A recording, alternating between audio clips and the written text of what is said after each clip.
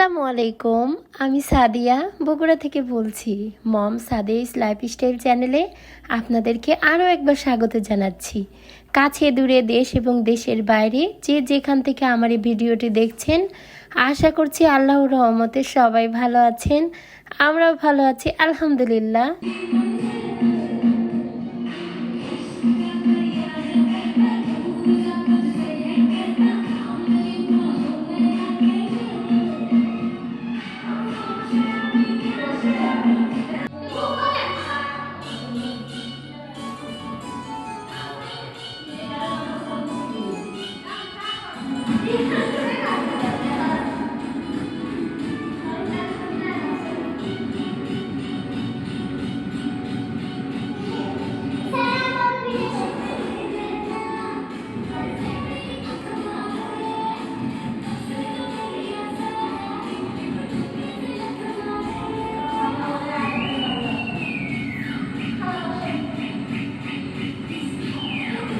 আজকের ভিডিওটাও আমার খালার বাসা থেকে শুরু করেছি। আমরা খালার বাসায় 3 দিন ছিলাম। আশা করছি আজকের ভিডিওটা আপনাদের কাছে খুব ভালো লাগবে। তো আজকে নাচ দিয়ে শুরু করেছিলাম। আমার বোনের মেয়ে এখানে নাচতেছিল, তো ওরে বলতেছি ভালো করে নাচ, আমি কিন্তু তোর নাচ ভিডিও করে ইউটিউবে ছেড়ে দিব। তো ও একটু নাচতেছিল, আমি সেটা একটু ভিডিও করে নিলাম, নিয়ে তারপরে এখানে রান্না করতেছিল সবাই। তো আমিও আবার এসে চুলাতে বসলাম। তো এখানে আজকে রান্না করব লাউ শাক দিয়ে ডাল চচ্চড়ি করব। কেউ কখনো কি খেয়েছেন? আমিও কিন্তু কখনো খাই নাই, আজকে প্রথম রান্না করেছি। তো এখানে পেঁয়াজ রসুন মরিচ একটু ভেজে নিয়ে এর মধ্যে লাউ শাক দিয়ে নিচ্ছি।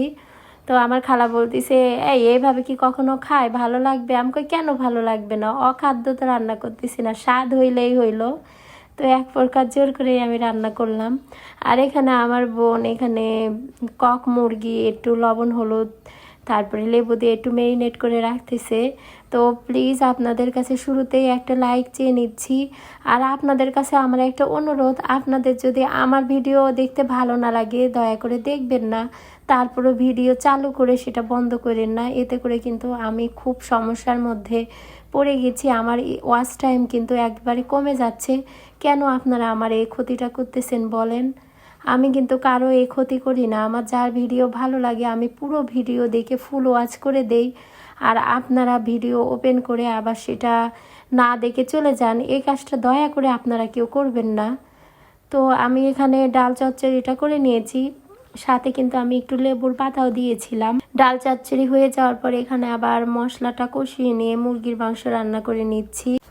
গত ভিডিওতে আমাকে অনেক সুন্দর সুন্দর কমেন্ট করেছে আমার মিষ্টি মিষ্টি আপুরা। তো তাদের জন্য মন থেকে ভালোবাসা দোয়া রইল। আপনারা খুব বেশি ভালো থাকেন, সুখে থাকেন, এই দোয়া সবসময় করি। তো এখানে মুরগির মাংসটা হয়ে গেছে, আমি একটু পেঁয়াজ বেরেস্তা উঠিয়ে রেখেছিলাম সেটা একটু দিয়ে নিলাম।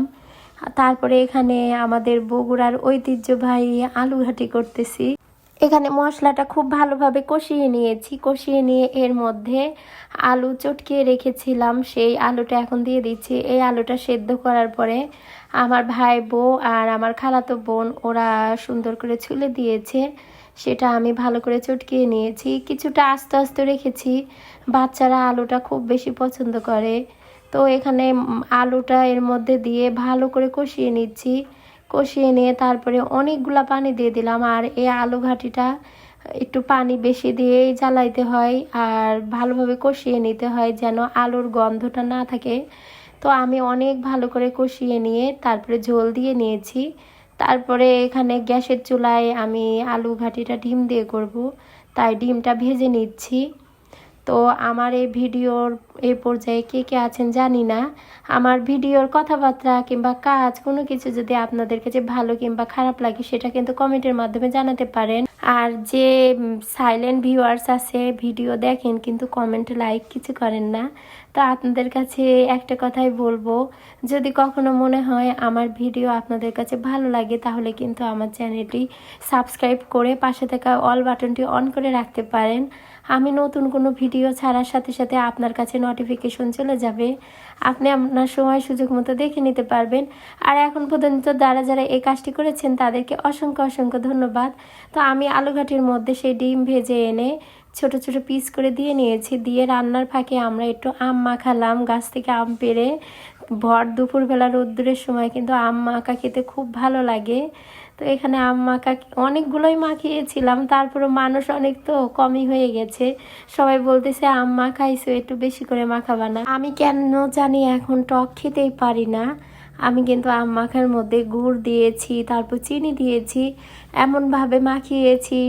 টকটা খুবই অল্প ছিল, মিষ্টির পরিমাণটাই বেশি ছিল। আমি টক ইদানিং খেতেই পাচ্ছি না, দাঁত টক হয়ে যায়। তো ফ্রিজে উঠিয়ে আবার আমার খালুর জন্য দিয়ে আসলাম, খালুও খেয়ে নিয়েছে।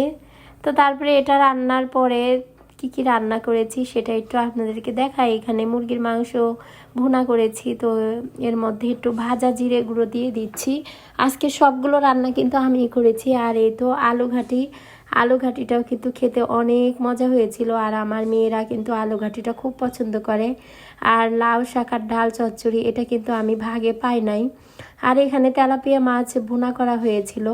তারপরে এটা বিকেলবেলা আমি আর আমার বোন একটু মার্কেটে যাচ্ছিলাম খালার বাসা থেকেই।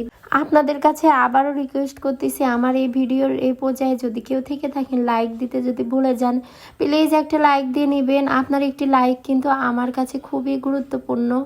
আপনার একটি লাইকের কারণে আমার এই ভিডিওটি আরও অনেকের কাছে পৌঁছে দিতে সাহায্য করবে, তার সাথে নতুন নতুন ভিডিও বানাতে আমাকে উৎসাহ জাগাবে। তো এখানে এটা রাতের বেলা, আজকে হাটবার ছিল।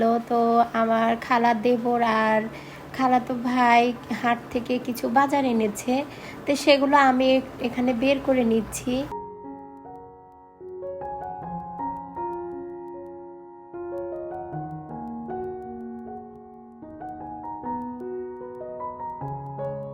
বারবার নিষেধ করে দিয়েছে খালা যে রাতের বেলা জানি মাছ নিয়ে এসো না, রাতের বেলা এইভাবে মাছ কাটা যায় না, আর ওইভাবে ফ্রিজে রাখলে মাছগুলো নষ্ট হয়ে যায়।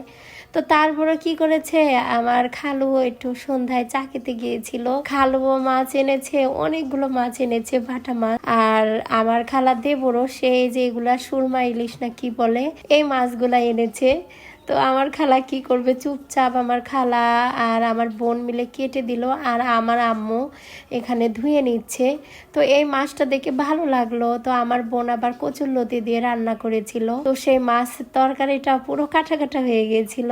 এই ভিডিওটা ছিল আমার বাসার, এটা ছিল তারপরের দিনে সন্ধ্যার পর আমরা বাসায় এসেছি। তো বাসায় আসার সময় কিছু নাস্তা নিয়ে এসেছিলাম, সেই নাস্তাগুলো সবাইকে খেতে দিলাম। আর এখানে আমার খালো আমাকে আর আমার মেয়েদেরকে কি কি দিয়েছে, তো সেগুলো একটু আপনাদের সাথে শেয়ার করছি। তো একটা ডাব শ্যাম্পু, একটা সাবান, আর এখানে মেয়েদের জন্য একটা মেকআপ দিয়েছে। আমার বোনের মেয়েকেও সেম মেকআপটা দিয়েছে। আর আমাকে এই 3 পিসটা দিয়েছে, আমাকে, আমার বোনকে, আমার 2টা ভাই বউ এদেরকে দিয়েছে। 4টা 3 পিস একই ছিল, শুধু 2টা কালার ছিল। আমাদেরটা এই একটু সরিষা কালার, আর আমার বোন আর আমার ভাইয়ের বইয়ের কালারটা ছিল মিষ্টি কালার। তো আমরা চেয়েছিলাম 4টা একই নিতে, আসলে পাই নাই। আর এই 3 পিসগুলা কিন্তু আমি আর আমার বোন যে কিনে এনেছি।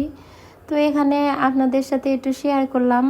আর আমার কাছে না বেশি গাঢ় কালার ভালো লাগে না, আমার কাছে একটু হালকা কালারই ভালো লাগে। তো আর এটা ছিল সালোয়ারের কাপড়। আর এখানে মেকআপটাও আপনাদেরকে একটু খুলে দেখায়, আমার কাছে কিন্তু মেকআপটা খুব ভালো লেগেছে। আর বাচ্চারা পেয়ে তো মহা খুশি মেকআপটা পেয়ে। আর সাথে কিন্তু চকলেট দিয়েছিল, আর চকলেট তো এই পর্যন্ত থাকে না, সেগুলো তো ওই বাসায় খেয়ে শেষ করেছে। আর এখানে একটা ডাবল পাটের একটা কম্বল দিয়েছিল। কম্বলটা কিন্তু আপনাদের কাছেই বলবো, আপনারাই বলবেন এই কম্বলটা কেমন হয়েছে। তো আমি কম্বলটা একটু পুরোটা বিছিয়ে দেখাচ্ছি আপনাদেরকে। তো আপনাদের কাছে আবারও রিকোয়েস্ট করে নিচ্ছি, লাইক দিতে যদি ভুলে যান একটা লাইক দিয়ে নেবেন। আর আমার ভিডিও আপনাদের কাছে কেমন লাগে সেটা কিন্তু কমেন্টের মাধ্যমে জানাবেন। আজকের ভিডিওটা আমি এখানে শেষ করছি, আবারও আপনাদের সাথে দেখা হবে নতুন কোনো ভিডিও নিয়ে। সে পর্যন্ত সবাই ভালো থাকবেন, সুস্থ থাকবেন, আমাদের জন্য দোয়া করবেন। আমরাও আপনাদের সবার জন্য দোয়া করি। মহান আল্লাহ তাআলা আমাদের সবাইকে ভালো রাখুক, সবাইকে হেফাজতে রাখুক। আর এই কম্বলটা কিন্তু ডাবল পাটের কম্বল ছিল। আজকের মতো সবার কাছ থেকে বিদায় নিয়ে নিচ্ছি কম্বল দেখাতে দেখাতে। আল্লাহ হাফেজ, আসসালামু আলাইকুম।